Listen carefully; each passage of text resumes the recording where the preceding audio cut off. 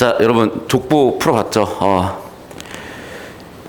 이 학교는 공학이다 보니까 상대적으로 쉬운 편에 속해요. 그리고 아시다시피 이제 원래 뭐 자사군이 뭐 자공군이 있었고 그게 지금 많이 전환이 됐는데 선생님들께서 전환이 돼도요 그 난이도를 한 번에 흉내내지 못해요. 왜냐하면 이미 출제 경향을 잡고 계셨기 때문에 갑자기 막 되게 어렵게 문제를 출제하시다가 갑자기 쉽게 출제하시진 않거든요. 그래서 여러분 족보의 그 흐름을 일단 좀 첫 번째 잘 봐두셔야 되고, 두 번째는 이제 공립학교들 있죠. 국공립학교들은 조금 변동은 있을 수 있어요. 왜냐하면 선생님들이 계속 바뀌시기 때문에.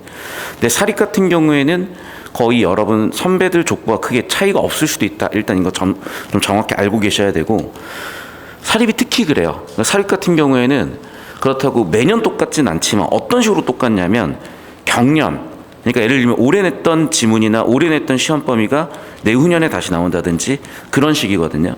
그래서 한 3개년 정도는 연습해서 보셔야 되고, 일단은 쭉 풀어보시면서 뭐 중학교 때 풀어봤었던 느낌도 있었을 거고 할 거예요. 자, 그런데 일단 첫 번째로 제가 짚고 넘어가고 싶은 건 이거야. 자, 여러분이 이런 선지들을 판단함에 있어서요, 사부는 감나무가 움직이는 모습을 나타낸다고 했을 때 여기에 들어간 개념어들이 있어요. 이건 뭘 얘기하는 거죠? 1번 개념어는 옆에다 써볼까요? 뭐라고, 이건 어떤 개념어죠? 음성상징어라고 해요. 음성상징어는 두 가지가 있죠.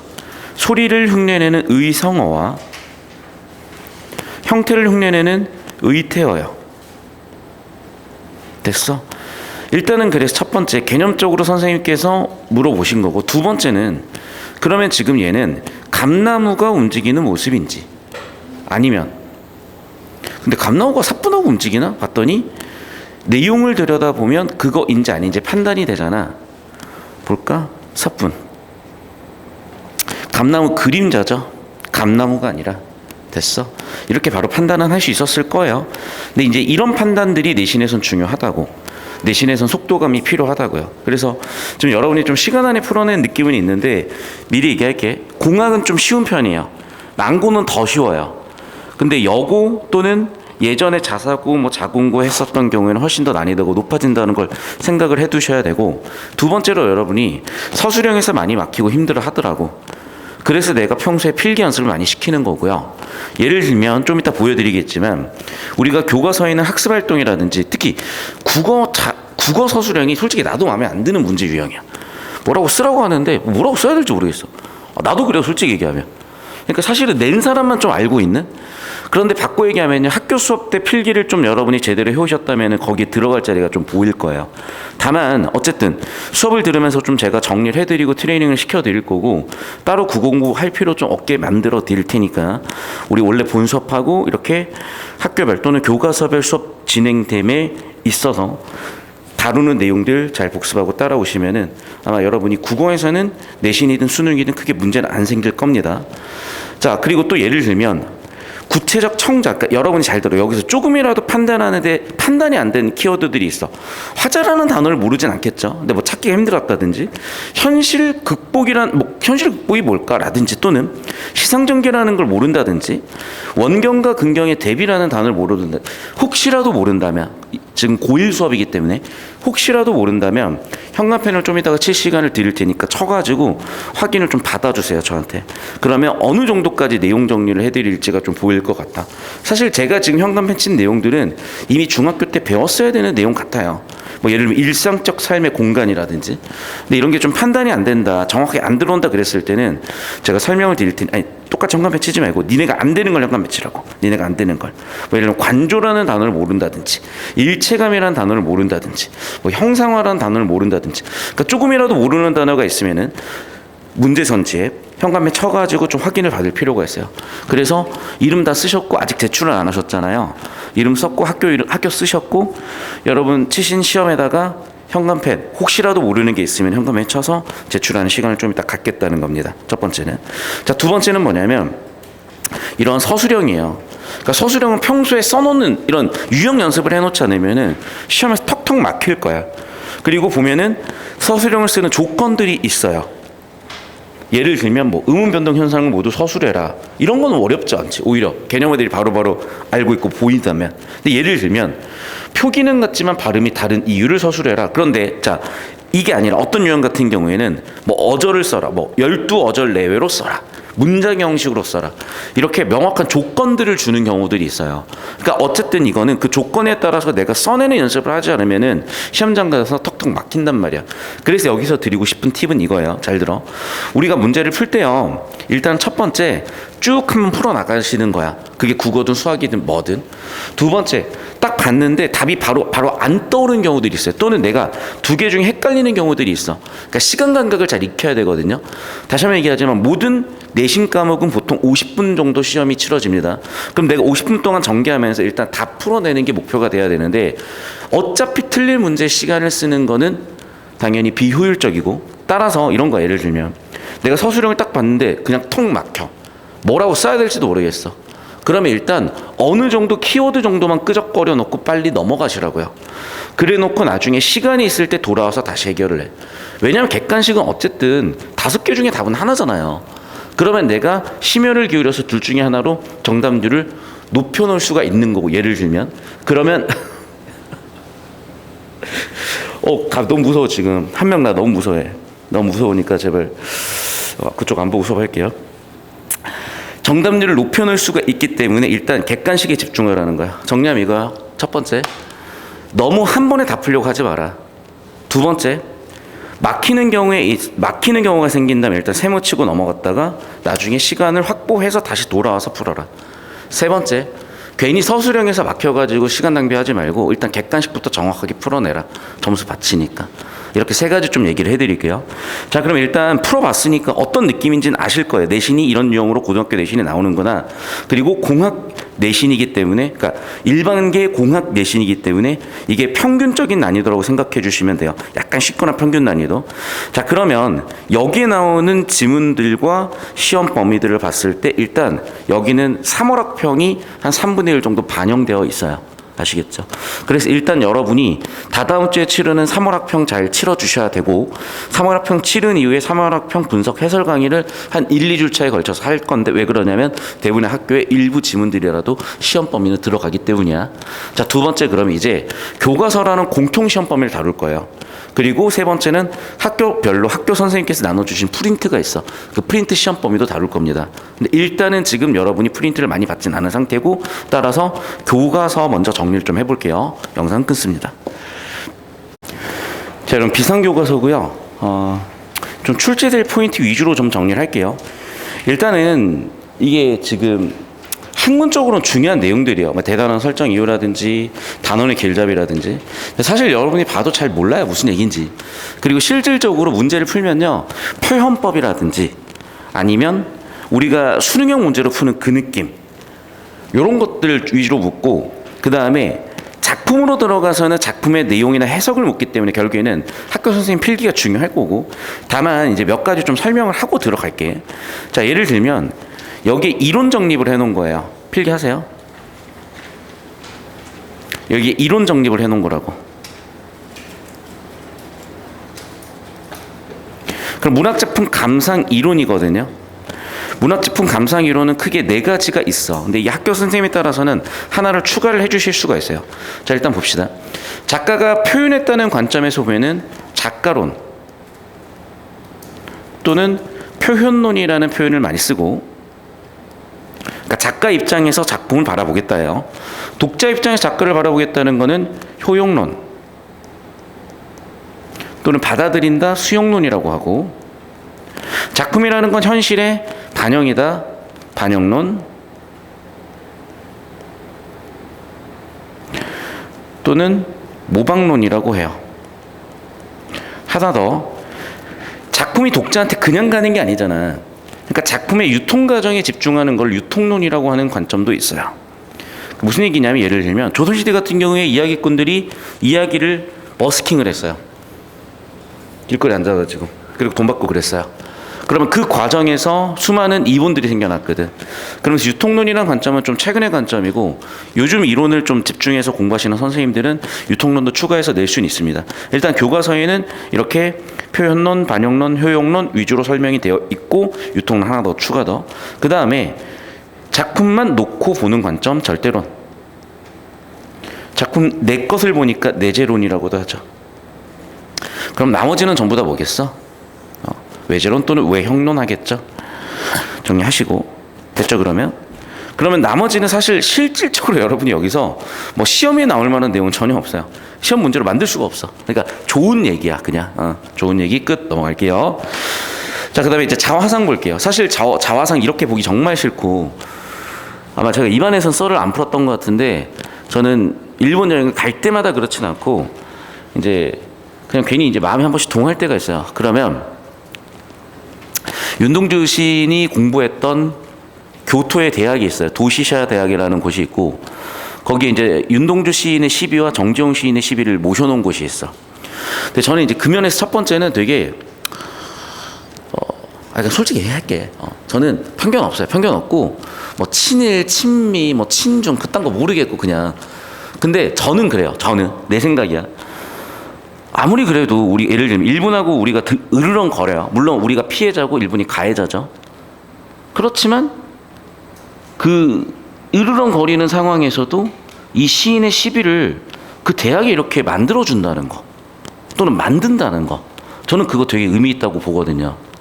그래서 사실 그 느낌 자체가 좀 좋았던 것 같아요. 그리고 그때 같이 윤동주 시인하고 공부했던 분들이 지금 학장이 돼 있는 분들도 계셔. 또는 총장, 대학교 총장님이 돼 있는 분들도 계셔. 그런 분들은 대학교 부지 내에 어떤 그 윤동주 시인을 기리는 그런 추모 공간 같은 걸 만들어 놓기도 했고 그랬거든요. 내 말 듣고 찾아가지 마세요. 재미는 정말 없는 곳이니까. 근데 나는 이제 그런 데 가면 괜히 재밌더라고. 그래서 이제 작년에도 한번 갔다 왔습니다. 그런데 다시 한번 하고 싶은 얘기는 이제 그런 내용들을 바탕으로 좀 유의미하게 보는 게 작품 학습의 목표여야 되고 작품 학습하는 방법이어야 되는데 결국에는 시험을 쳐야 되다 보니까 자꾸 이제 이런 거 쓰게 되더라고.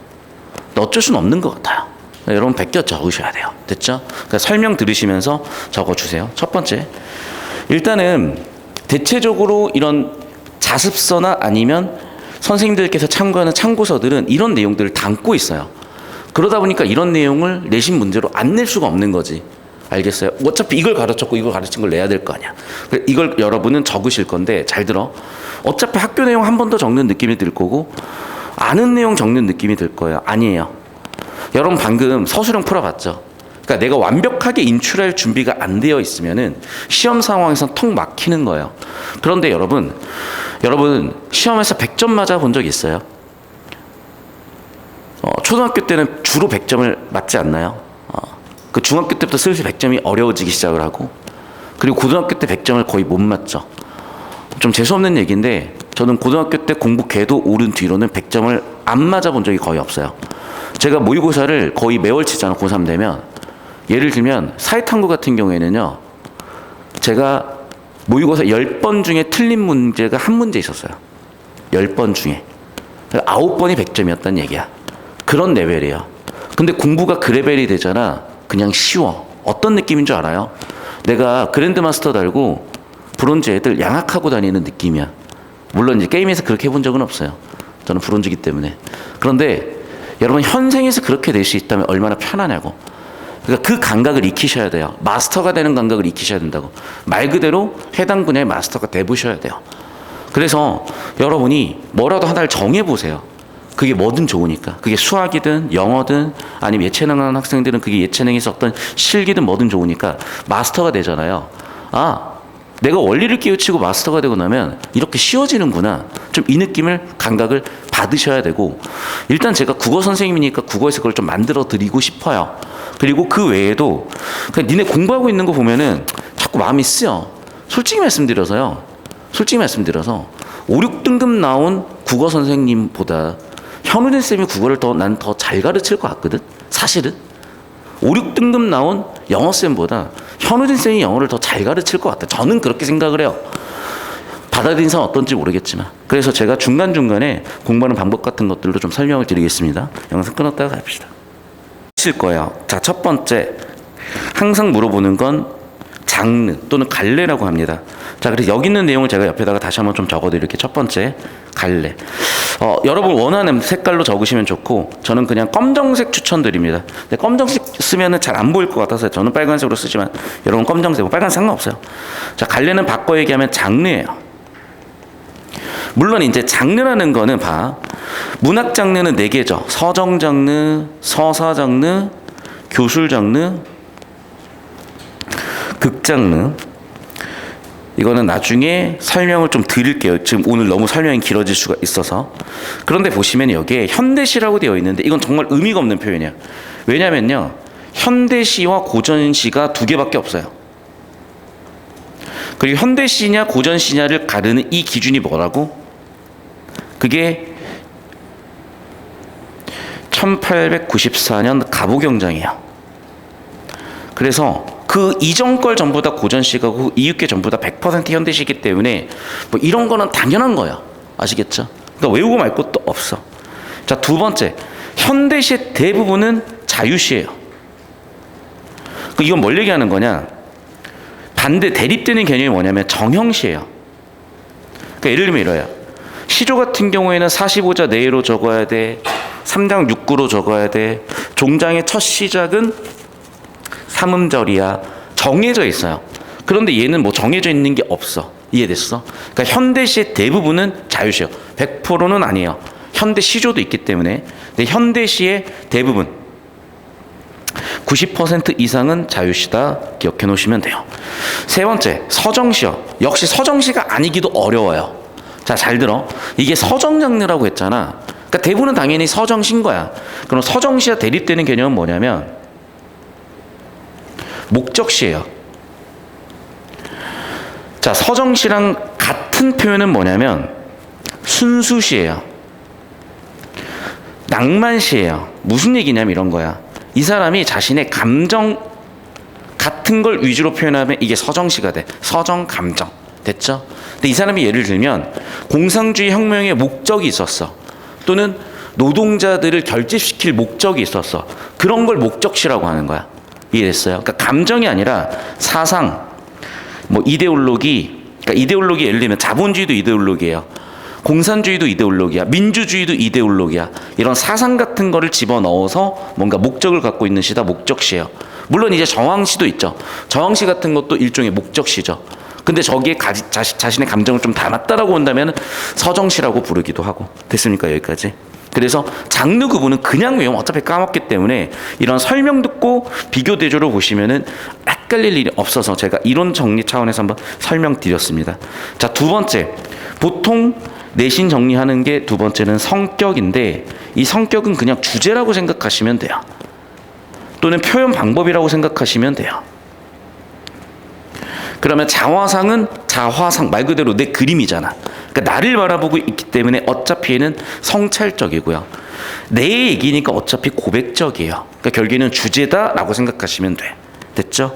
주제 키워드 성찰 고백이라는 키워드 여러분 손으로 써서 기록을 해놓으세요. 왜냐하면 성찰 고백이라는 키워드가 여러분 지금 내신 족보는 이 학교가 시험 범위가 왔다 갔다 하고 3월 학평을 갖다 내버려가지고 성찰 고백이라는 키워드를 안 물어봤지만 성찰 고백이라는 키워드는 객관식이든 서술형이든 무조건 묻기 때문에 그냥 윤동주 자화상 성찰 고백 이게 머릿속에 딱 박혀 있어야 돼. 아시겠죠? 계속해서 뭐냐? 아까도 얘기했죠. 자, 성찰이라고요. 성찰. 세 번째는 이제 어조라는 건데 어조는 바꿔 얘기하면 말투야. 근데 이게 왜 물어보는 거냐면 사실은 이렇게 정리하면 조금 핀트가 안 맞는데 어조는요 작가만의 특색이에요. 원래는 그렇기 때문에 문학적 가치를 보기 위해서 이 작가는 어떤 특색이 있지를 가지고 원래는 다뤘던 내용인데 이게 사실은 시험으로 출제하는 키워드로 다루기에는 이게 좀 부적절했던 거야. 그러다 보니까 대부분 어조는 어떻게 되는 건 예를 들면 뭐 성찰적 어조, 뭐 고백적 어조, 실질적으로 어조와 성격이 크게 다르지가 않아요. 됐죠? 그래서 성찰 어조잖아. 맞잖아. 다르지가 않아. 그러니까 이게 어쩔 수가 없다는 거야. 다시 얘기해. 시험을 내려다 보니까 어쩔 수가 없다는 거야. 그냥 하세요. 됐죠? 또 주제 그래서 또 반복이야. 자아 성찰이야. 됐죠? 자, 그럼 좀 더 구체적으로 다뤄볼게. 자아 성찰인데 자아 성찰이 어떤 과정을 거치냐면요. 처음에는 내가 좀 미웠다가 좀 안쓰러웠다가 왔다 갔다 하다가 결국에는 화해까지 갔대요. 자, 근데 잘 들어. 이 윤동주 시인의 작품 해석함에 있어서 화해까지 갔냐, 아니면 화해에서 행동까지 갔냐, 아니면 연민과 미움, 즉 성찰 차원에서 머무느냐. 다시 정리하면 이런 거예요. 윤동주 시인의 어떤 사고의 흐름이 이래요. 처음에는 이거야. 시대에 대한 인식, 자아에 대한 인식. 자아에 대한 인식은 아까도 얘기했지만 연민과 미움이 있겠죠. 여기서 자아가 되게 미웠다가 해법을 찾아서 마지막 실행까지 나가려고 해요.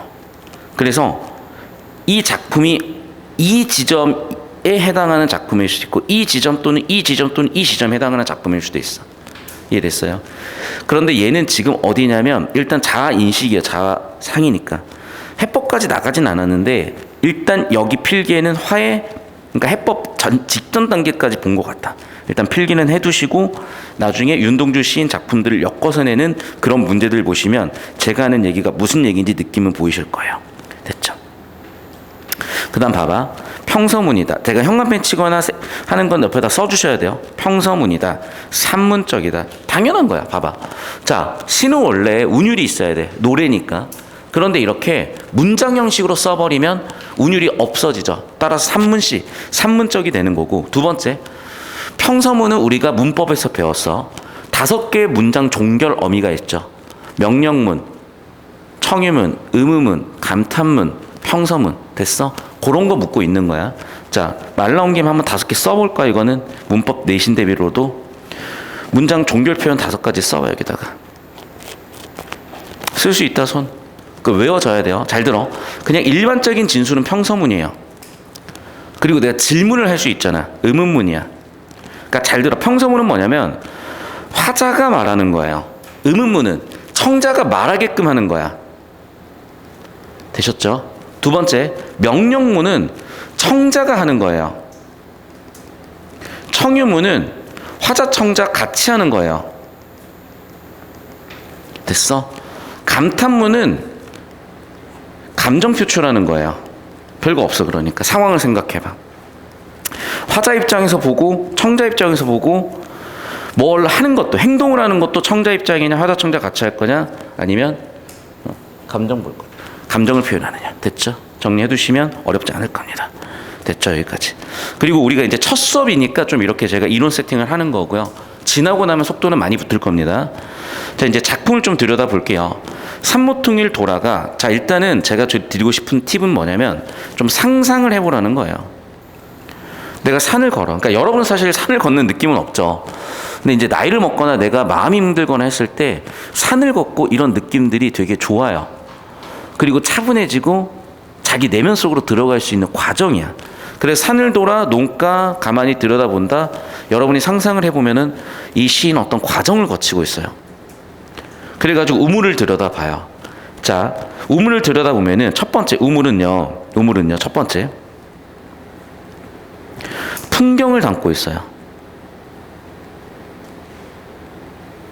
즉 우물은 여기서 일종의 거울 역할을 하는 건데 내 뒤로 보이는 풍경을 담고 있죠. 우물 속에는 달이 밝고 구름이 흐르고 하늘이 펼쳐지고 파란 바람이 불고 가을이 있습니다. 우물 속에 진짜 이게 있지는 않을 거고 우물에 비친 풍경을 얘기했겠죠. 여기까지 됐어. 자, 하나 더 얘기할게. 봐봐. 지금 이게 왜 이게 왜 성찰 과정이 되냐면 산모퉁이를 돌아서 서술어 부위라고 쓸게. 어딘가를 지금 가고 있잖아요. 두 번째, 그리고 외딴 곳이고 홀로 있단 말이야. 결국에는 나 혼자 남겨져 있고 외딴 곳이기 때문에 다른 정보는 차단된 상태에서 내 정보에만 집중할 수 있는 거예요. 나에 집중하는 과정을 통해서 성찰 들어가고 있는 거죠. 그리고 들여다보는 것 역시 우물을 본다. 그 과정에서 나를 성찰할 수 있겠죠. 그럼 봐. 우물을 받고 우물을 통해서 주변 풍경이 보이는 거야. 내 배경이 보이는 거예요. 그럼 봐. 내 눈에 보이는 풍경과 배경은요 아름답다니까. 우물 속에는 달이 밝아요. 우리가 달이 아름답지 않다고 하진 않잖아. 구름이 흐르고 하늘이 펼쳐지고 바람도 불고 가을도 있어요. 예쁜 풍경을 얘기했다고.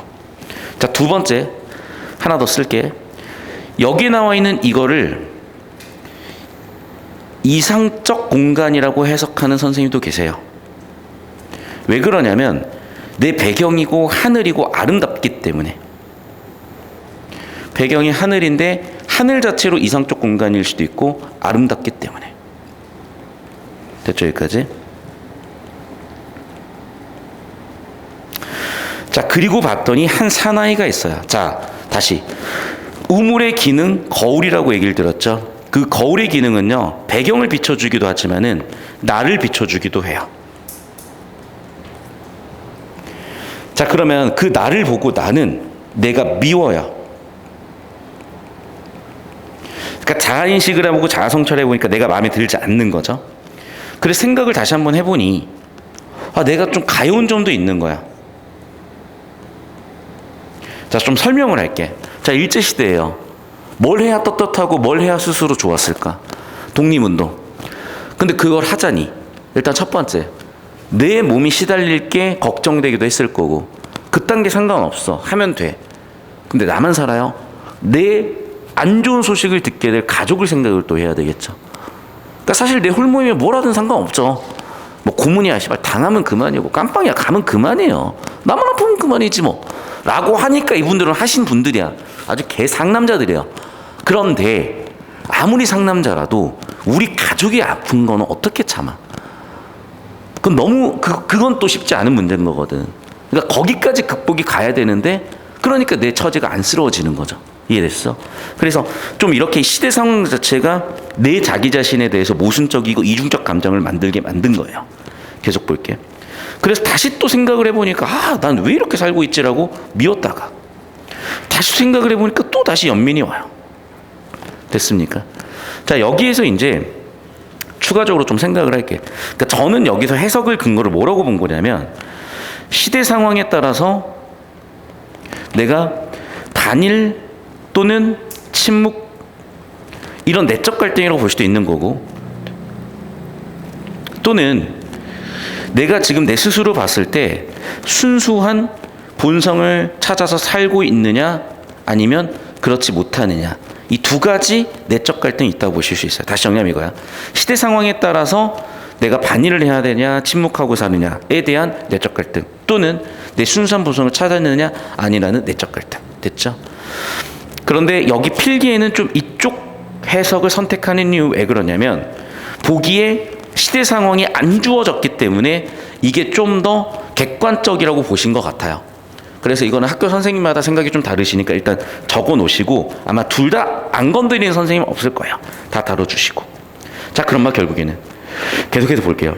내가 가엾다가 미웠다가 다시 나에 대한 긍정적 감정인데 이제는 가여운 게 아니라 그리워지잖아요. 그립다는 건 뭔가 다른 거야. 잘 들어. 그립다는요 단어가 어디서 왔냐면 그림에서 온 거야. 그립다 그래서 그린 거야. 이해됐어요? 그러니까 그립다는 내 머릿속으로 계속 생각한다. 내 머릿속으로 그림을 그린다야. 이해돼요? 그럼 봐. 내가 내 스스로를 왜 그리워하지? 뭘 그리워했겠어요? 내 본성을 그리워했겠죠. 됐습니까? 필기하시고. 그러면서 아까 지금 이연에 나와 있던 걸 다시 한번 이렇게 얘기하잖아. 잘 들어. 얘는 좀 애매해요. 자, 여기서 쓰이는 개념어가 수미상관일 수도 있고 아닐 수도 있어. 선생님 무슨 이상한 소리세요. 수미상관이고 수미상관이고 아니면 아니야. 둘 중 하나 하셔야죠. 잘 들어. 지금 여기서 애매한 부분은 뭐냐면 수예요. 잘 들어. 상관은 서로 관련을 맺는다잖아. 머리와 꼬리가 서로 관련을 맺는다잖아. 그러니까 보통은요. 첫 시작과 끝이 서로 비슷하면 수미상관이야. 근데 얘는 1행만 빼면 또 비슷하죠. 2행부터는. 그러니까 이 수를 어디까지 볼 거냐에 따라서 조금 달라지는 거거든. 됐어? 그러니까 이 부분 역시 선생님 필기를 기억하셔야 되고 저는 여기서 수미상관 가르치면 학생들이 헷갈릴 것 같아서 여기선 수미상관 안 써주는 게 맞다고 봐요.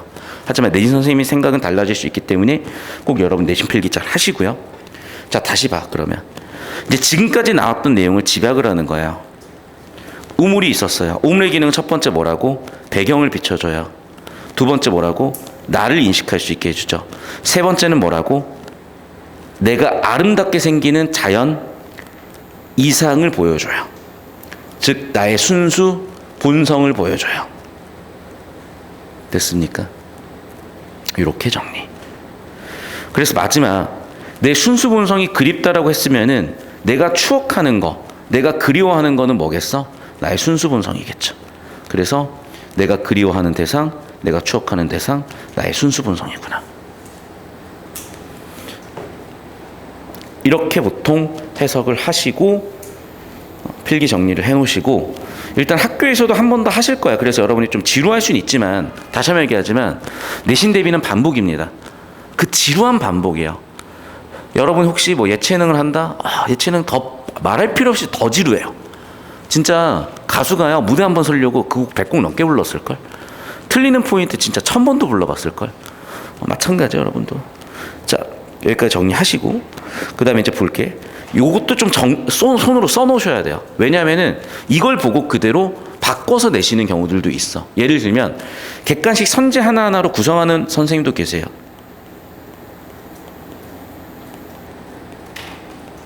또는 선생님께서는 아예 여기를 비워놓고 채우라고 서술형을 내시는 경우도 있어요. 그래서 얘는 지금 4개를 화자의 심리 태도 변화라고 쓰시고 쭉 한번 써놓으시면 돼요. 일단 첫 번째 봐봐.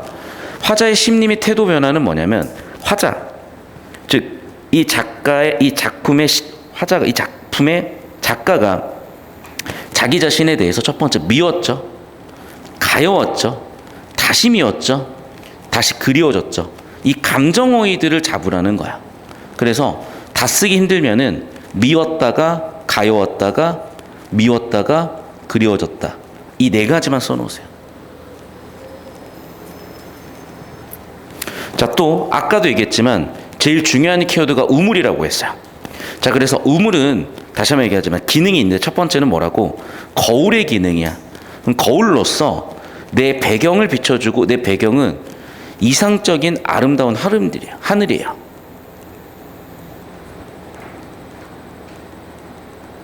반면에 나를 비춰주게 하죠. 나를 성찰하게 하기도 하죠. 그리고 결국에는 내가 지향하는 곳을 알려주기도 해요. 그러니까 거울은 잘 들어, 반사시켜주죠. 자, 근데 봐, 나는 거울을 통해서 결국 뭐 했어? 내가 지향하는 거나 내 자기 자신을 알게 됐잖아. 그러니까 그 과정을 알려주는 일종의 매개체 역할을 한다고 수업하시는 선생님도 계세요. 근데 일단 무조건 거울은 기억하셔야 돼요. 매개체는 출제하실 수도 있고 아닐 수도 있어. 거울은 꼭 기억하세요.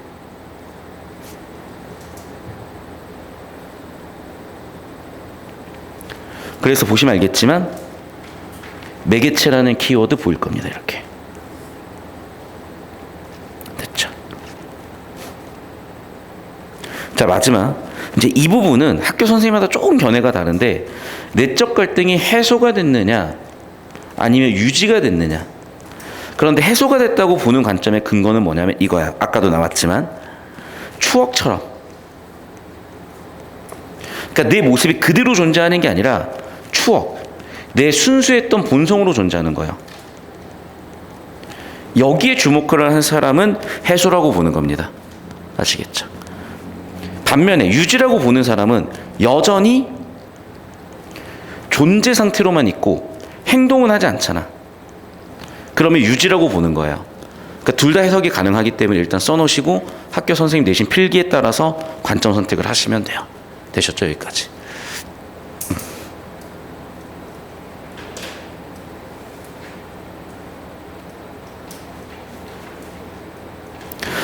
그래서 다시 한번 정리하면, 우물 속의 풍경은 이상적 공간, 순수한 모습이고, 여기와 나의 존재의 대조를 통해서 결국에는 나의 본성을 찾아가는구나.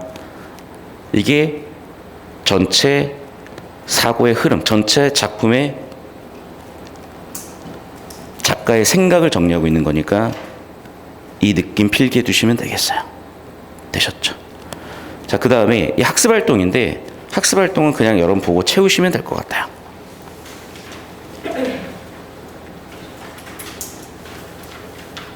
그냥 손으로 한번 써보세요, 그냥.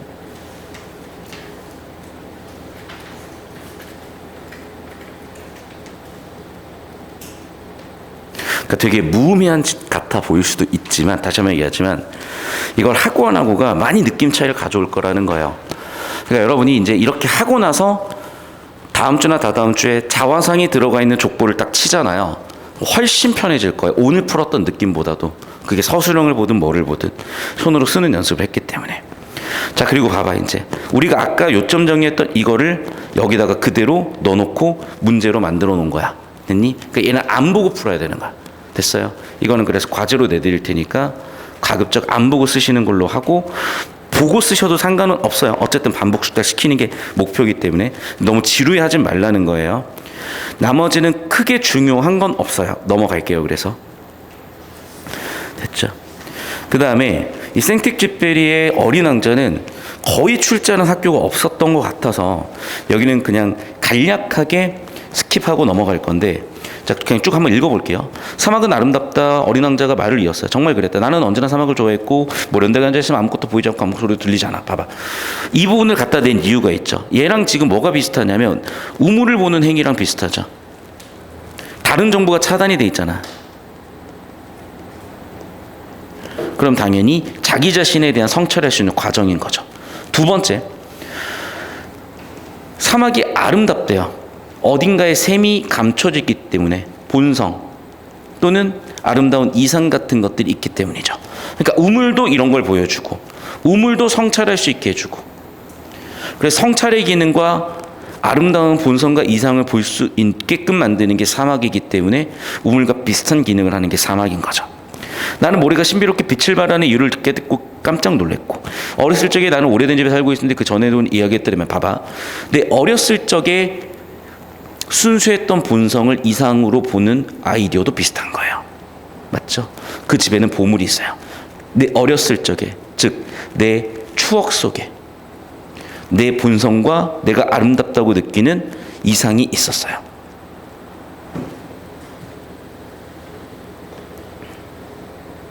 그리고 하나 더, 그런 아름다움은 눈에 잘 안 띈다는 거죠. 그리고 아저씨가 내 여우와 생각이 같은 걸 보니 동질감 같은 것도 보였을 거고, 그러면서 마지막 교훈 깨달음까지 우리가 아까 봤었던 윤동주 시인의 마지막 구절과도 비슷하죠. 아, 나는 추억처럼 살아야 되겠구나. 내 본성은 남아있구나. 요런 느낌. 됐습니까? 요 정도 해석하시면은 충분히 괜찮을 것 같고, 사실 여러분 이제 뭐 여기서 이제 뭐 1번 문제잖아. 결국 서술형 문제잖아. 그러니까 써보는 연습을 해야 되는데, 다시 한번 얘기하지만 시험 대비로 교과서를 분석해 보는 거기 때문에 이 정도 정리를 하고요. 자, 그 다음에 이제 족보와 내신형 문제는 따로 과제로 나갈 거예요. 풀어와서 다음 주 한번 같이 풀어보는 과정 거치겠습니다. 영상 잠깐 끊을게요. 자, 책 속에 길이 있다 같이 한번 볼게요. 자, 이게 사실 이걸 내는 선생님들은 거의 못 봤는데, 내면 조금 여러분이 어떻게 얘기해야 될지 좀 당황스러울 수 있거든요. 그래서 얘는 이렇게 할게. 첫 번째, 5개를 써놓고 객관식 선지를 낼 수도 있어요. 또는 5개를 최대한 자기가 써보라고 서술형 낼 수 있어요. 그러면 이제 몇 개 쓰냐에서 학생들이 변별되는 거예요. 그래서 여러분 독서의 가치 1번 해가지고 씁시다. 뭐라고요? 여기. 두 번째, 그냥 여기다 1이라고 쓰자. 새로운 지식과 정보. 두 번째 뭐라고? 세상을 살아갈 수 있는 지혜. 세 번째 뭐라고? 책 속에 등장하는 이야기에서 감동과 즐거움. 네 번째 뭐라고? 가치관 정립. 다섯 번째 뭐라고? 장르에 대한 다양한 정보. 자, 이렇게만 하면 의미가 없죠. 자, 설명을 드릴게요. 제가 항상 그리는 그림입니다. 여러분이요, 수렵채집 시절에 태어나실 수도 있고, 농업혁명 시절에 태어났을 수도 있고, 조선시대 태어났을 수도 있고, 우리는 근데 지금을 살고 있죠. 그럼 내가 지금을 살고 있다는 건 무슨 얘기냐면요, 여러분은 지금 이 공간 안에 있죠. 그럼 봐봐, 결국엔 첫 번째 우리가 파악해야 되는 거는 첫 번째 배경 정보야. 시간적 배경, 시대적 배경. 우리는 지금 자본주의 시대에 살고 있고 민주주의 시대에 살고 있어요. 우리의 시대 정신은 좀 더 구체적으로 정의될 거예요. 그럼 어떤 첫 번째 시대 정신을 읽어야 돼. 그럼 시대 정신을 읽어내려면 두 가지가 있어야죠. 첫 번째, 지금까지 시대에서 만들어낸 정보.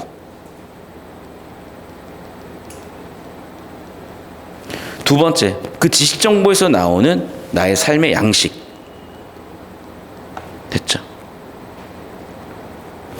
그 다음 내 자기 자신에 대한 성찰을 해야 되는데, 내 자기 자신을 보기 힘들면은 지금처럼 누굴 보면 되냐? 그 시대를 살았던 윤동주 시인을 보면서 내가 내 스스로도 생각해 볼 수가 있는 거죠. 세 번째 뭐라고? 이런 다른 존재들을 통해서 두 번째 자아 인식을 할 수가 있어요. 됐죠? 그러면 자아 인식의 결과 가치관을 확립할 수 있을 거고, 그러면 나는 앞으로 어떻게 살아야 되겠구나라는 삶의 방향도 알려줄 수 있겠죠. 그래서 제가 항상 얘기하잖아. 첫 번째, 뭘 봐라? 시대 배경과, 즉 내가 살고 있는 시대 정신과 내가 살고 있는 공간에 대한 정보. 세 번째, 자아에 대한 정보. 네 번째, 타인에 대한 정보. 이 네 가지 요소를 가지고 우리의 삶의 공간을 찍어낼 수 있으니까, 우리의 삶의 공간을 정의할 수 있으니까 이 네 가지 인식이다라고 생각하시면 느낌 어느 정도 잡히실 것 같고, 두 번째로 바람직한 족서 태도는 사실 출자하기가 애매해서 그냥 읽어보시면 그만인 거예요. 넘어가 볼게요. 여기로. 책 속에 길이 있다 볼게. 자, 이제 갈래 보면 우리는 안 힘들죠. 필기 하셔야 돼요. 그런데 갈래 현대 소필이고, 현대 수필이 있었으면 고전 수필이 있었겠죠. 경수필이 있으면요 중수필이 있어요. 그러니까 이것도 사실 분류 되게 웃긴 거야. 그러니까 뭐가 경이고 뭐가 중인데. 그러니까 중수필은 뭐냐면 분량이 많고 내용이 심오한 거야. 경수필은 분량이 좀 작고 내용이 좀 가벼운 거야. 그럼 기준이 뭔데? 그게 애매해요. 사실 얘는 출제하면 안 돼요. 그래도 선생님들께서 쓰실 거니까 한번 써보세요. 그러면 당연히 수필이라는 건요, 내 생각 깨달음을 얘기하는 거니까 회고적이 되고 교훈적이 될 수밖에 없어요. 보통은 내 경험에서 나오는 깨달음이야. 그렇기 때문에 내 얘기라니까 회고적이고 깨달음을 공유하니까 교훈적이죠. 주제는 여러분 손으로 좀 써놓으세요. 객관식 선지든 서술형이든 나올 수 있으니까. 항상 얘기하죠. 경험이라고. 경험에서 생각이 나온다고. 그리고 또 봐. 내가 뭔가 깨달음이나 누군가를 가르치려면요 근거가 있어야 돼요. 그러니까 근거를 바탕으로 가치는 일이라고 주장. 됐죠? 그래서 최소한 빨간색하고 최소한 주황색, 노란색 형광펜 친 것들 정도만이라도 옆에다 필기 챙겨주십시오.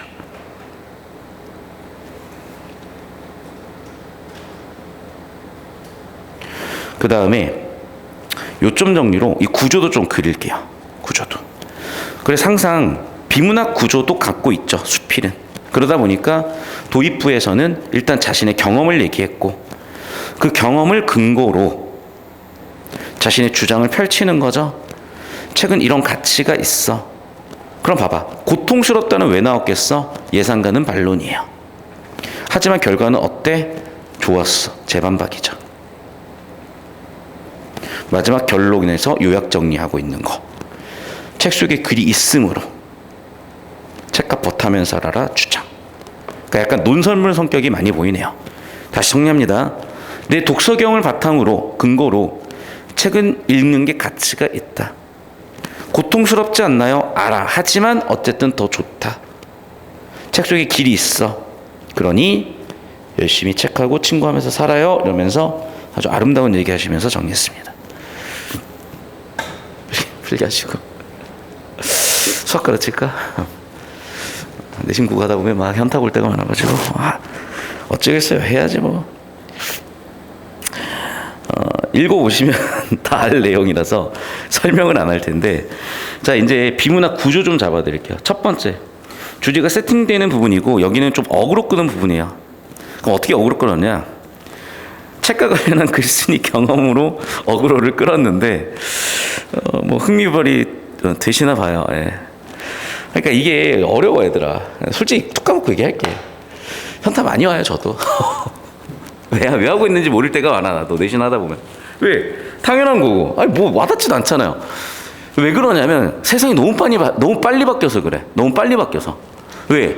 너 독서하는 애들이 누가 있어? 나 1년에 책 한 권을 읽는다. 손 번쩍. 대단하시네. 나봉. 죄송해요. 존경합니다 여러분. 만화책이라도 한 권 읽는다. 손 번쩍. 만화책 누가 봐요? 요즘 웹툰 보지. 그러니까 기본적으로 우리가 문자 생활을 거의 안 해버려요. 첫 번째는. 두 번째는 매체가 너무 많이 바뀌었어. 뭐 유튜브니, 뭐 인스타니, 뭐 페이스북니, 뭐 등등등. 페이스북도 누가 해? 틀딱들이나 하지 이제. 그런 거야. 그런 거라고. 그러다 보니까 너무 이런 텍스트 정보에 대해서 우리가 멀어져 있는 거거든요. 자, 근데 좀 잘 생각해보자 우리가. 여러분, 대학은 뭐하러 가냐요? 대학, 큰 학문을 하러 갑니다. 큰 공부를 하러 가요. 그러면 여러분 학문적 정보가 유튜브에 있겠어요? 인스타에 있겠어요? 무슨 얘기인지 알겠지?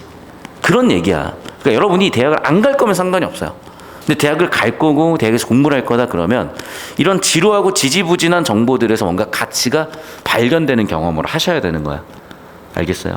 그래서 교과서에 어떻게 보면 이 지지부진하고 지루한 정보를 집어넣는 겁니다. 그리고 나름대로 거기서 효능감과 가치도 발견을 해보는 연습을 하는 거죠. 머릿속으로 상상하면서 한번 가볼게요. 참 아름다운 얘기 많이 해주시네. 계속해서 첫 번째 경험, 두 번째 경험인데 굳이 정리해드리자면 첫 번째는 자신이 살던 배경이죠. 공간 배경이죠. 두 번째는 시대 배경이에요.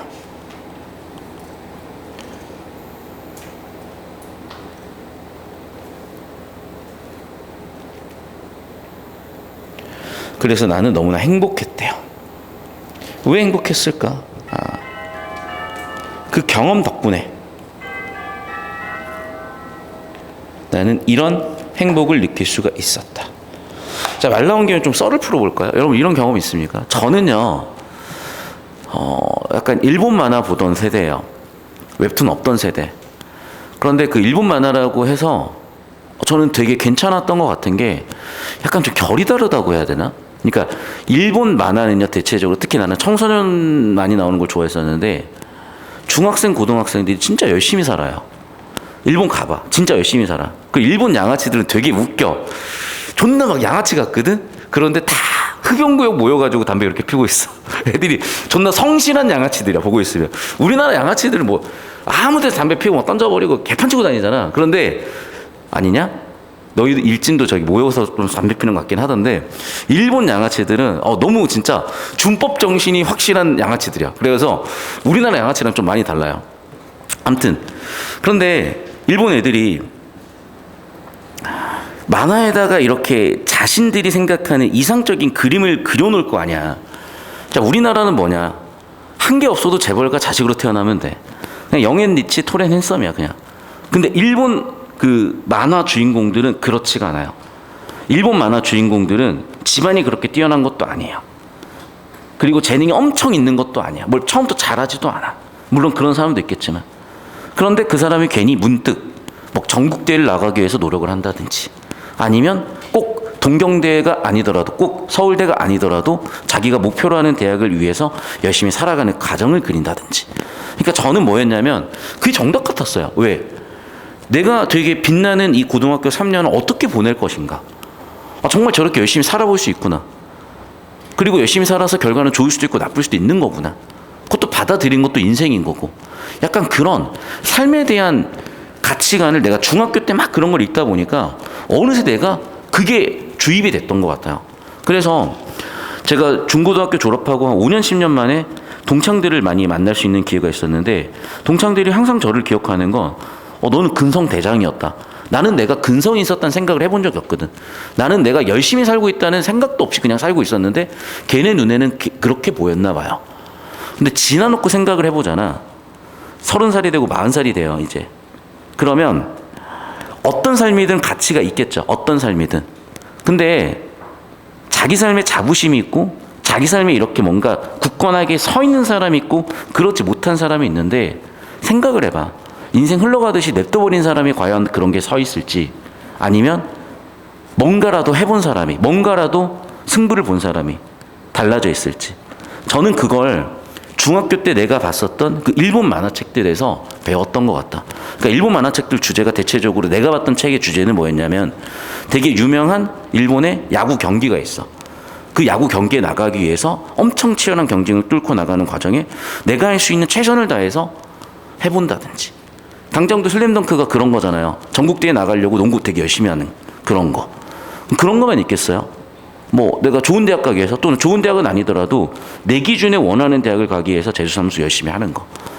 근데 그런 과정에서 보면은 뭐 공무원 열심히 하는 것도 아니고 맨날 연애하고 다니고 헛짓거리도 하고 다니고 그래요. 근데 어떤 그런 것들이 좀 나한테 많이 와닿다고 느껴져요. 왜냐하면 좀 굳이 비교하고 싶진 않지만 되게 재밌게 봤어요. 저는 기안84 작품을 되게 좋아하는 게, 기안84가 원래 노병가라고 해가지고 군대 시절 그렸던 그림이 진짜 어마어마하게 재밌어. 너무 현실적이야. 그런데 기안84 만화가 현실적이라 그러면 여러분 좀 안 와닿잖아. 내 말이 그 말이야. 갑자기 막 너무 훅 가버렸어요. 지금 요즘. 하지만 요즘의 어떤 그 문제적인 감각을 확확 꼬집어내는 건 있죠. 그래서 제가 얘기하는 느낌이 뭔지는 알 거고, 영상 끊었다가 바로 갑니다. 없는 거야. 그 시절엔 넷플릭스가 없는 거야. 그러니까 그 시절에는 학교에서 무료로 나눠준 이 문고책들 가지고 나는 이런 경험을 했다는 거죠. 대부분의 친구들은요, 책 주면 누가 봐. 던졌지 그때도. 그때도 책 보면 던졌어요 그냥. 그런데 이 사람은 그 책에서 자신의 삶의 어떤 기준이 섰을 것 같아요. 그래서 내가 전학을 가버렸고 친구도 없고 경제적으로도 힘들고 위축도 되어 있는데, 그런 문제들을 책이 나를 해결해 줬다. 그리고 이거는 평생에 걸쳐서 여러분이 겪어야 될 경험 같아요. 그러니까 저 같은 경우에도 뭔가 벽에 부딪힐 때 치열하게 하다 보면 정보가 얻어지고 답이 얻어지는데, 어느 순간 내 성장이 정체된다는 느낌을 받을 때가 있어. 그러니까 제가 대학교를 2번 바꿨거든요. 근데 2번 바꾼 이유가 여러 가지가 있어. 근데 그 중에 결정적으로 한 번 바꿨었던 이유가, 제가 원래 서울대 들어가기 전에 교대를 들어갔었어요. 그런데 1학기 열심히 다니고 재밌게 다니고 너무나 행복하게 다니고, 제주교대였어. 제주교대. 제주도에서 너무나 행복하게 한 학기 딱 보내고 문득 제주교대에 있는 도서관에 들어갔었는데, 나 이대로 살면 안 되겠다는 생각이 딱 들더라고. 얘들아 생각을 해봐. 제주도 가서 얼마나 행복했겠어요. 제주도야 여행으로 가도 좋은 곳인데 6개월 동안 맘대로 하면 살았어. 대학생활 하면서 너무 행복하게 살다가, 근데 문득 내가 느꼈던 게, 뭔가 공부를 좀 더 해보고 싶다. 뭔가 나를 좀 더 채워보고 싶다. 뭔가 좀 더 깨달아보고 싶다. 약간 이런 욕구들이 생기더라고요. 그래서 여기 있는 책들을 다 읽고 나면 될까? 라는 생각을 가지고 여름방학 때 책을 엄청 읽었어요. 여름방학 내내 책을 읽다 보니까 이제 다 알겠는 거야. 여기선 더 이상 안 되겠다야. 그러니까 굉장히 좋은 학교죠. 좋은 학교고 배울 것도 많은 곳이지만, 나는 이거 이상의 뭔가를 하고 싶어. 이거 이상의 뭔가를 공부해보고 싶어. 그런 욕구가 생겼던 거예요. 그래서 그때 다시 한 번 더 이제 수능 쳐가지고 서울대 온 거예요. 서울대 오고 나서는 이제 서울대 중앙도서관이 어마어마하게 크거든요. 진짜 거기 있는 책을 다 읽으면 어떻게 될까, 이런 상상도 해봤거든. 그래서 그 뒤로도 이제 쭉 사는 과정에 요즘 그랬어요. 요즘도 내가 정말 책을 많이 읽는데 어느 순간 턱 부딪히더라고요. 지금 그래서 2학기 때 대학원을 들어갈 거예요. 저는 다시 한번. 왜냐하면 지금 제가 뭔가 지적이나 성장의 한계가 또 한번 온 거거든. 자, 그러면 이 작가는 아마 그런 느낌을 어렸을 때 느끼지 않았을까라고 제가 생각을 해보는 거죠. 그러니까 여러분이 글을 읽을 때 이런 느낌인 거야. 그냥 읽는 게 아니라 어떻게든 나와의 접점을 만들어 보는 거예요. 계속 볼게요. 4달러. 자, 지금은 어렵게 어린 시절을 보낸 사람이 과거보다는 적어 보여. 그래서 그래, 니네는 뭐 책 읽으면서 행복하겠어? 그런 얘기를 하는 거예요. 그렇잖아요. 근데 봐, 나 니네 책 안 읽을 거라 생각했는데 벌써 책을 읽는 학생들이 꽤 있네. 괜찮아. 그리고 예민한 청소년기에는요, 항상 모자람을 느낀대요. 저도 그랬던 것 같다. 그러니까 왜냐면 내가 인생을 뭐 10번씩 살아봤겠어. 나도 한 번 살았어. 근데 내가 인생이 제일 괴로웠던 시절이 언제냐면 중학교 때 일타. 중학교 때가 진짜 제일 괴로웠고 그 다음 괴로웠던 게 20대 때. 그리고 좀 편해졌던 것 같아요. 요즘 사실 많이 편해요. 힘들게 살고 열심히 살아도 좀 마음 편하다고 해야 되나? 그런데 오히려 중학교 때는 답을 못 찾았던 것 같고, 물론 그리고 주변에 있는 애들이 너무 이상했어. 요즘 코로나 3년 때문에 학폭이 없어졌을 것 같긴 하거든요. 있냐 혹시? 있으면 저한테 제보하십시오. 제가 대신 맞아드린다고 항상 얘기하고 다녀요, 제가. 근데 코로나 3년 때문에 애들을 싹 다 막아놔가지고 일진들이 일진 놀이를 못했겠지. 그런데 진짜 학폭이 심했어. 옛날엔 진짜 상상을 초월할 정도로 심했어. 듣다 보면은 야 씨발 진짜 사실이야? 싶을 정도의 학폭이 심했어요. 더글로리가 그냥 나온 게 아니야. 딱 그 나이 때 애들이 학폭이 제일 심했던 세대야. 그러니까 더글로리 나오는 게 거의 사실이라고 보시면 돼요. 진짜 그 정도로 학폭이 심했거든. 어쨌든 그런 환경에서 청소년기를 보내는데 행복했겠냐고요. 그리고 20대도요. 우리가 막 보면은 되게 부당한 대우를 사회 나가서 많이 받는다고 하잖아. 요즘은 거의 해소가 된 거예요. 예전에 그 부당한 대우를 다 정통으로 맞았던 세대가 더글로리 주인공 세대야. 10대 때는 학폭 맞았죠. 20대 때는 부당한 사회 대우를 받아요. 그걸 난 다 겪었었다고, 나도. 그러니까 겪고 나니까 나도 항상 모자람을 느꼈죠. 나는 근데 책에서는 답을 찾았나? 찾았던 부분도 일부 있는 것 같다. 근데 난 솔직히 책보다도 영화, 뭐 드라마, 웹툰, 만화 이런 데서 찾았고, 생각해보면 그게 원전은 전부 다 텍스트잖아요. 그래, 생각해보면 그것도 다 책이었던 거죠. 그런 얘기 하시는구나. 솔직히 나 별로 읽기 싫었거든. 야 그냥 필기나고 집에 가 이러려고 했는데 읽다 보니까 내 인생을 돌이킬 수도 있고 돌아볼 수도 있고 좋네요. 쭉 한번 봅시다. 아무리 세상이 청소년을 향해 새로운 걸 쏟아내고 비어있고 부족한 것이 있기 마련이고, 그래서 외로울 수밖에 없고, 그 모자람을 채워가려면 스스로가 충만해집니다. 이 얘기도 정말 중요한 얘기인 것 같아요. 그러니까 여러분 한 중학교 때까지는 성장이 되게 빠른 시기게, 그리고 아는 게 없고 정보가 없다 보니까 결국엔 여러분 주변에 전적으로 의존을 하게 돼요. 그런데 우리 누나가 지금 의사인데 내가 공부를 뒤지게 해서 의사를 해야 되겠다라고 마음먹은 시점이 초등학교 5학년이래요. 왜 그랬냐고 물어보니까 우리 집에서 내가 이대로 살면 안 되겠다라고 뭔가 그때 깨달았대. 나는 그게 고1이었어요. 그리고 고3이었어요. 그 뒤로 내 인생이 시작됐던 것 같아. 그러니까 여러분, 하나만 좀 미리 말씀드리면, 여러분의 삶의 순간에 정말 죽고 싶은 만큼 힘들고 결정적 순간이 한 번은 올 수도 있어요. 근데 그때 그 순간이 사실은 내 인생을 규정하고 내 삶을 살게 하는 순간이라고 생각하시면 돼. 더글로리가 니네가 볼 수 있는 나이대인지는 모르겠어.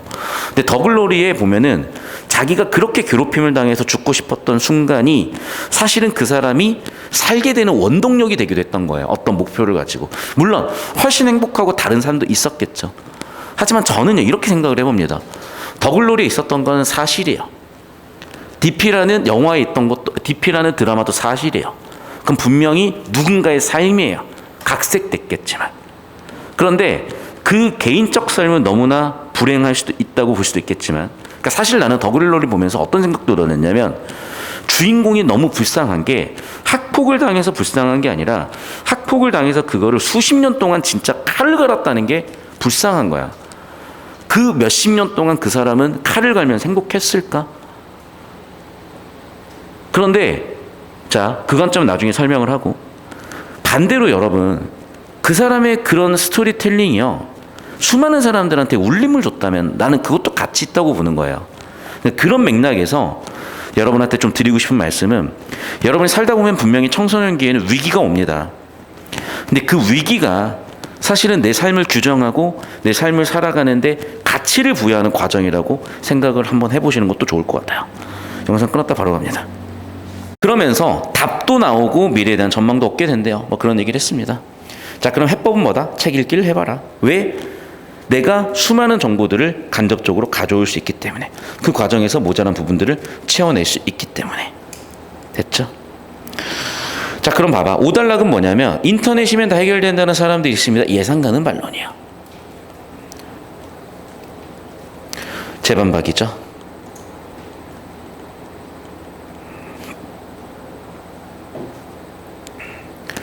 그리고 이제 정보의 성격에 대한 얘기를 하는데 과거에는 정보 유무가 힘이었다는 거야. 근데 그렇지 않대요, 이제는. 정보 자체가 힘이었지만 이젠 그렇지 않대. 그렇다면 그 가치는 누가 만드냐는 거야. 뭐라고요? 관점이야. 정보 처리 능력이죠. 능력이라고요. 내가 왜 자꾸 썰 풀었는지 이해돼요? 작가는 이렇게 스토리텔링을 했고 글을 썼지만 내가 읽고 여러분이 각자가 읽을 때는 각자의 경험과 삶에 의해서 무관해 보이는 정보였지만 엮어내는 그런 능력이 중요한 거거든. 됐니? 솔직히 말씀드리면 난 이 텍스트 처음 읽어요, 오늘. 아 진짜로. 아니 나 솔직히 얘기하잖아. 읽기 싫었어. 아 존나 딱 봐. 읽고 싶게 생겼냐? 책 속에 길이 있대. 어떻게 보면 존나 당연한 얘기잖아. 책 속에 길이 있겠지. 그러면 뭐 없겠어? 아 뭐 존나 또 꼰대 틀딱들 뻔한 얘기 하겠네라고 해서 그냥 던졌죠. 근데 오늘 수업하려고 수업해야 되니까 봐야 될 거 아니야.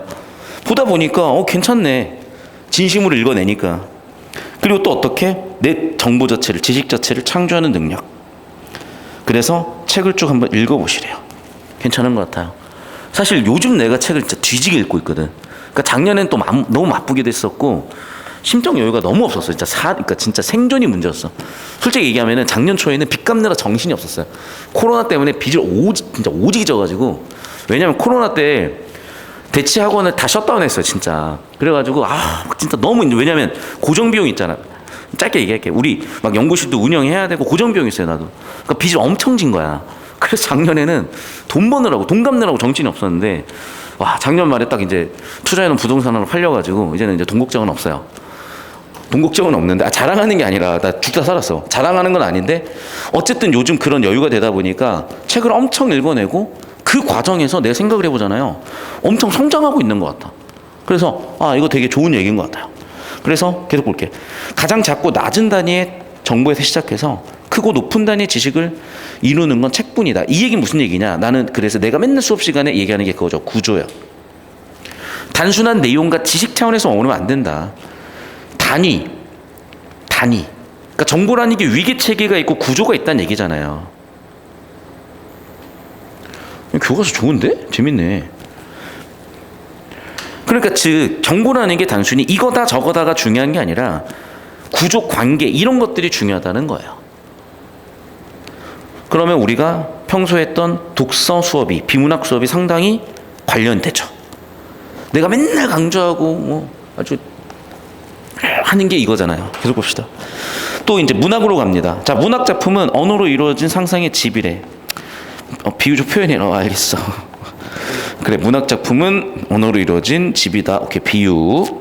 A는 B이다. 은유법. A는 B이다. 문학 작품은 이거이다. 오케이. 자, 이곳은 우리가 경험하지 못했거나 앞으로도 경험하지 못할 이야기로 가득 차 있고 이 간접 경험 때문에 우리는 다른 사람을 더 이해할 수 있게 되고 그리고 우리가 이런 마음도 갖게 되고 그래서 문학 작품을 읽어서 우리는 이런 것들도 할 수 있게 된다라는 문학 읽기의 효용에 대해서 얘기하고 있네요. 이게 왜 중요하냐면 저도 이제 수험생활을 오래 하고 그러다 보니까 그리고 제가 어린 시절에 살았던 동네가 시골이어가지고 우리 동네에 학교 다니는 애들이 누나랑 나밖에 없었어. 그래서 되게 대인관계 서툴고 사회성이 되게 없었죠. 그게 계속해서 문제가 돼요. 일단 첫 번째 못소리일 거 아니야. 그러면 그 심각한 문제 아닙니까? 두 번째 좋아하는 사람이 생기거나 뭔가 썸을 타더라도 걔 병신짓을 존나 하겠죠. 세 번째 결정적으로 사업하면서 서툴어져요. 왜냐하면 사업은 혼자 하는 게 아니거든. 내가 일을 하고 사업을 하다 보면은 수많은 사람들과 당장도 촬영해 주시는 조교쌤 계시고 여러분 옆에서 뭐 이 시험지라든 이런 거 챙겨주시는 실장님 계시고 그러니까 사실은 혼자 할 수 있는 일이 없어요. 원래 인생은. 여러분 예술가도요 혼자 일 못해요. 그러니까 여러분이 예술가도 혼자 일한다고 생각을 하는데 극히 일부의 예술만 혼자 하죠. 사실은. 왜냐면 봐봐. 아이돌 음악 하나 봐요. 작사가 따로 있죠. 작곡가 따로 있죠. 안무가 따로 있죠. 매니저 따로 있죠. 봐. 벌써 몇 명이야. 그러니까 현대사회는 너무 고도화됐기 때문에 혼자서 할 수 있는 영역이 거의 없다고 봐야 돼. 그러니까 혼자 하는 예술? 그림 정도 있을까요? 맞죠? 조각 정도 있을까요? 그러니까 미대 계열 아니면 혼자 하는 일은 거의 없다고 봐야 되고, 싱어송라이터 같은 분들 정말 대단한 사람들인 거죠. 혼자 해내고 있으니까. 근데 잘 생각해 보면 대부분의 산업 구조나 대부분의 우리의 생활들은 결국에는 다른 사람과의 관계 속에서 오는 거거든. 생존이야, 첫 번째는. 두 번째는 감정이에요. 왜냐하면 분명히 혼자 여행 가도 재밌어. 나는 이제 여행 가잖아요. 킹 침대에서 혼자 편하게 지내요. 여자친구 없이. 조식이요? 혼자 2번 먹어도 돼요. 근데 그게 행복하고 재밌기도 하겠지만 또 같이 가서 누릴 수 있고 즐길 수 있는 사람이 있어도 얼마나 좋겠어요. 그런 걸 얘기하고 싶은 거예요. 그래서 그러려면 그러네. 문학작품을 통해서 다른 사람들에 대한 이해를 할 수 있는 능력이 좀 생겨야 되겠구나. 됐니? 이런 얘기를 하는 거예요. 계속 봅시다. 몇 달러까지 했냐? 6, 7달러, 8달러. 하지만 책 읽기 가치엔 동의하더라도 한계가 있다. 나한테 하는 얘기인데 저 빚 갚아야 된다고. 돈 벌어야 되는데 책을 읽으라면 어떻게 읽어? 물론 할 말은 있겠대. 공부하기도 바쁜데 책 읽을 시간이 어디 있어요? 돈 벌기도 바쁜데 책 읽을 시간이 어디 있습니까? 빚 갚기도 바쁜데 저 깜빡합니까? 그러면 빚 갚아야 될 거 아닙니까? 라고 얘기하겠죠. 일리 있대요. 그렇지만 예상 가능 반론 하시려고 이제 여기다 또 땡진 거죠. 예산 가능 반론. 생각을 한번 바꿔보세요. 우리는 게임하는 방법을 학교나 학원에서 따로 배우지 않아도, 이거 아까 옛날 얘기다. 요즘 게임학원이 얼마나 잘 되는데, 맞지? 요즘 게임학원 존나 잘 되거든. 그런데 이제 옛날 사람이죠. 옛날 분이신 거야. 그냥 이해하세요. 게임하는 방법을 학원에서 학교나 학원에서 따로 배우진 않는데, 요즘 게임학원 존나 잘 되는데 이건 약간 좀 잘 모르시는 것 같아. 그런데 세상은 책 읽기를 비롯해 따분하고 하기 싫은 것들을 억지로 하라고 강요합니다. 왜 그럴까요? 중요하기 때문이라. 잠깐 이건 너무 꼰대로 가는데? 중요하니까 싫어도 해라. 알겠어요. 일단 우리 어르신께서 얘기하시니까 일단 그렇다라고 일단 끄덕여 봅시다. 대체로 하기 쉬운 일은 즐겁긴 하지만, 그렇구나. 쉬운 일은 즐겁지만 가치가 없구나. 반면 어렵고 부담스럽더라도 해내자면 우리는 가치가 있구나. 됐습니까? 그런 얘기네. 좋은 얘기 하셨네요. 게임 학원이 있는데 자꾸 하게 되죠. 저는 그래요, 지금. 게임 학원이 있는데 없대. 자, 10달러. 우리 눈에는 비늘이 덮여있대. 이건 또 뭔 얘기죠? 자, 이것도 비유법이죠. 비늘이 뭔데? 경험, 편견, 이미 알고 있는 비늘. 오케이. 그러니까 렌즈 같은 거죠. 쉽게 얘기하면. 좋은 책에는 그 비늘, 그 관점을 전환을 시켜준다. 그 문제를 해결해준다. PS 그죠. 정말 좋은 행복한 얘기, 아주 훌륭한 얘기 하고 계시고, 역시 정말 훌륭하신 분들이에요. 그 놀라움 무엇에 비할 수가 있을까요? 신봉사는 그러니까 이거 좀 이런 거 좀 아쉬워. 신봉사를 니네가 얘기를 하면 신봉사요? 신봉사 누군지는 알겠지. 근데 갑자기 신봉사면 조금 특이하긴 한데 알겠어. 아무튼 이제 신봉사 눈을 번쩍 뜨셨대. 훌륭하고요. 강조할 수밖에 없겠대. 11달러 봅시다. 책 속에 길이 있다는 말을 늘 기억하래요. 훌륭하신 얘기. 그 길은 평생 가야 될 길이고 비록 어려울지라도 절대 후회하지 않을 길이며 가치 있는 길이래요. 그 길을 걷고 있을 때 우리의 삶은 강의로 알겠어요. 책 읽을게요. 이제 그만 하셔도 될 것 같아요. 이제 책 읽을게요. 우리 책 읽읍시다, 여러분. 교훈은 책 읽읍시다. 끝. 됐죠? 자, 이거 한번 좀 정리하겠습니다. 비유적 표현들 혹시라도 물어볼 수가 있어서. 문학작품 아까 언어로 이루어진 집. 책이라는 것은 그릇.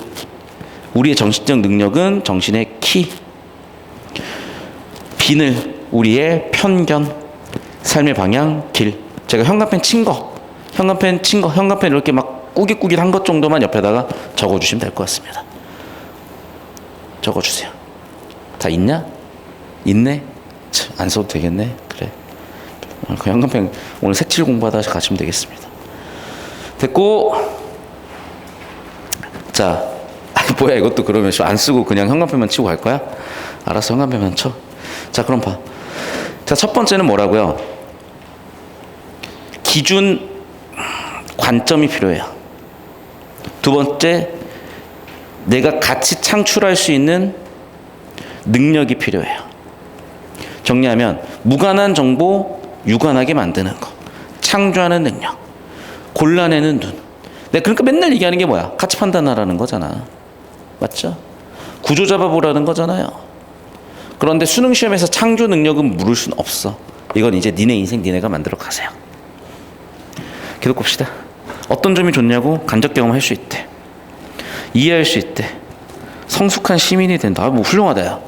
책을 안 읽었네 우리가. 세상의 모든 문제는 책을 안 읽어 생긴 문제니까 여러분 책 읽읍시다 여러분. 그래서 근거 1, 근거 2, 추장, 논중 구조도 깔끔하게 있습니다.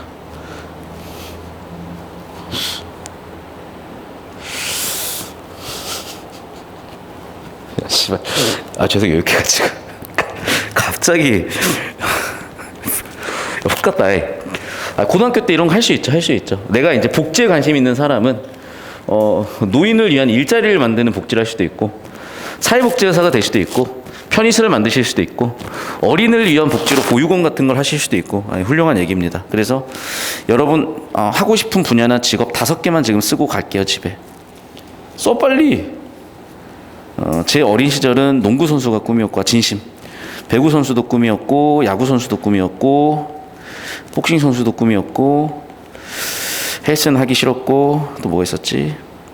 아무튼 이런 거 하고 싶었어요. 저는 하나 더 채워야 되는데 하나 더 뭐 하지? 검사하고 있었어요. 검사 프로시큐터 나쁜 놈들 쉐려 잡는 검사하고 싶었어요. 선생님 하고 있네요. 근데 강사하고 있습니다. 지금 강사. 하지만 지금은 강사. 봅시다. 진로나 관심사가 비슷한 친구들끼리 선적거 한번 만들어 보세요. 이런 거 열심히. 그리고 뭐 이런 것도 모둠 활동 열심히 집에 가서 잼민이 동생 있으시면은 같이 하시면 되겠습니다. 딱히 뭐 없어가지고 쭉 읽고 오늘 여기까지 하시면 오늘 우리 할 일은 아름답게 끝났습니다. 자, 오늘 수업 여기까지 하고요. 자, 2단원은 다음 주에 이어서 하고 여러분 이제 내신 시험 범위를 이렇게 매주 좀 정리를 해드릴 테니까 듣고 그냥 좀 시험시험 갈게요. 어쨌든 이제 토요일 수업 같은 경우에는 공통 수업이고 좀 빡세게 정리해야 될 게 있고 수능 기출문제를 풀다 보니까 저 자체도 좀 날이 서는데 교과서는 보다 보니까 왜 교과서를 하는지 알 것 같아요. 우리가 좀 여유를 가지고 좀 내 스스로를 돌아볼 수 있는 기회를 주는 것 같다. 그러니까 사실은 이 자화상 이 한 작품을 이렇게까지 해야 되나 싶지만은 그 과정에서 우리가 좀 더 음미를 해볼 수 있는 것 같고 정보들에 대해서 이런 비문학 소재도 사실은 그렇잖아요. 수능 비문학이 정보량이 이렇게 많지도 않거든. 그러다 보니까 자꾸 문제풀이에만 급급하게 정보를 보는 것 같은데 얘 같은 경우에는 우리가 곱씹으면서 우리 삶을 관련 지어볼 수도 있고 그래서 여러 가지 의미를 좀 찾게 해주는 그런 경험이 될 것 같습니다. 자, 오늘 수업 여기까지 고생하셨습니다, 여러분.